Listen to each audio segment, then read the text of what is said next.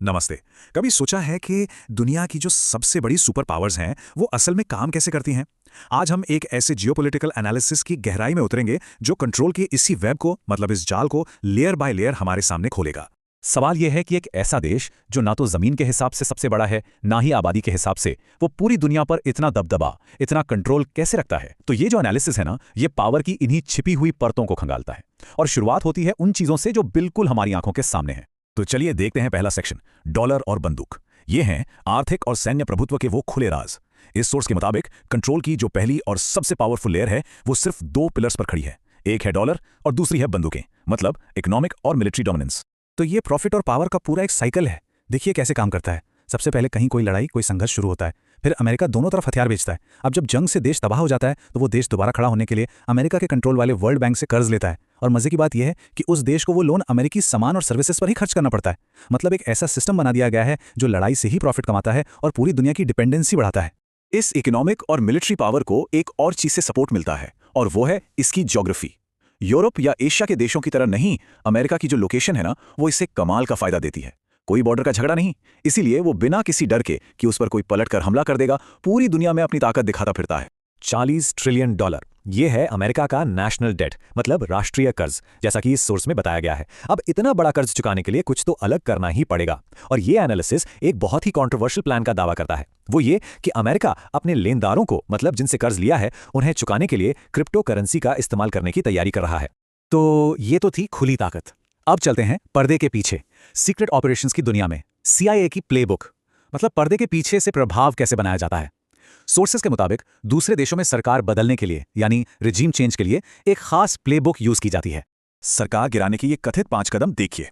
पहले, पाबंदियां लगाकर और कर्ज के दबाव से इकोनॉमी को बेकार कर दो। फिर विपक्षी नेताओं को पैसा दो और उन्हें प्रमोट करो। तीसरा, सोशल मीडिया का इस्तेमाल करके पूरा नैरेटिव कंट्रोल करो और सरकार की नाकामियों को हाईलाइट करो। चौथा, एजेंटों को भेजो जो बड़े अधिकारियों को या तो रिश्वत दें या ब्लैकमेल करें। और आखिर में एक मिलिट्री तख्तापलट या फिर जनता का विद्रोह भड़का दो। मतलब ये कोई इत्तेफाक नहीं है, बल्कि एक पूरी सोची समझी प्रोसेस है। इसका सीधा सा मकसद है किसी भी देश को अंदर से इतना खोखला कर दो कि मिलिट्री भेजने की जरूरत ही ना पड़े।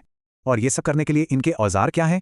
इस एनालिसिस के हिसाब से एजेंसी की ताकत सिर्फ पैसे या टेक्नोलॉजी से नहीं आती, जैसा कि यहां दिख रहा है। अनलिमिटेड पैसा, एडवांस्ड जासूसी टेक्नोलॉजी, सोशल मीडिया प्लेटफॉर्म्स पर पूरा कंट्रोल, हनी ट्रैप जैसी साइकोलॉजिकल चालें और देश के अंदर की फूट का फायदा उठाना। लेकिन रुकिए, कंट्रोल का ये जाल यहीं खत्म नहीं होता। अब हम बात करेंगे इसकी सबसे गहरी, सबसे कंट्रोवर्शियल लेयर की, ब्लैकमेल का एक जाल। एक ऐसा सिस्टम जो दुनिया के सबसे पावरफुल लोगों को ही अपना शिकार बनाता है। खान सर का एक कोट है, नेतन्याहू ट्रंप को आदेश देते हैं। इस सोर्स में जो सबसे हैरान करने वाले दावे हैं उनमें से एक ये भी है कि अमेरिका और इजराइल के बीच जो पावर का रिश्ता है वो वैसा बिल्कुल नहीं है जैसा हम सोचते हैं, बल्कि ठीक उसका उल्टा है।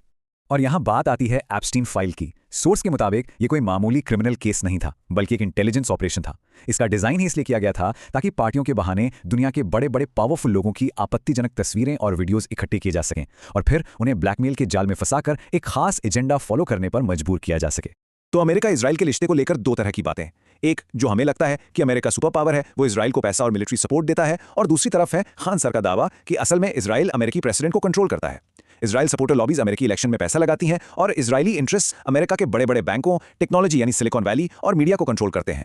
तो इस सोर्स का तर्क यह है कि पैसे, पॉलिटिक्स और टेक्नोलॉजी के दम पर असल में इजराइल अमेरिका की फॉरेन पॉलिसी चला रहा है, न कि अमेरिका इजराइल की। तो ये तो था कंट्रोल का पूरा वेब।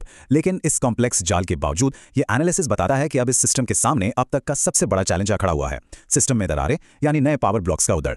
और ये चुनौती है ब्रिक्स की, मतलब ब्राजील, रशिया, इंडिया, चाइना और साउथ अफ्रीका का इकोनॉमिक अलायंस। ये देश मिलकर अमेरिकी डॉलर को बाईपास करने के लिए एक नई करेंसी बना रहे हैं। सोर्स का दावा है कि ये नई करेंसी जब भी लागू होगी, अमेरिकी इकोनॉमिक डोमिनेंस के लिए सबसे बड़ा खतरा बनेगी, खासकर चीन, जो टेक्नोलॉजी और मिलिट्री के मामले में गैप को बहुत तेजी से भर रहा है। मतलब इतिहास में पहली बार एक इतना मजबूत इकोनॉमिक ग्रुप अमेरिकी कंट्रोल से बाहर अपना एक पैरेलल सिस्टम बना रहा है। ये एक डायरेक्ट चैलेंज है।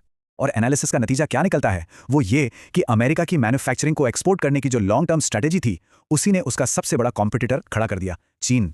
मतलब अपनी पूरी इंडस्ट्री चीन में शिफ्ट करके अमेरिका ने अनजाने में ही वो टेक्नोलॉजी और स्किल्स भी ट्रांसफर कर दी, जिनकी वजह से आज चीन एक कॉम्पिटिंग सुपर पावर बन पाया।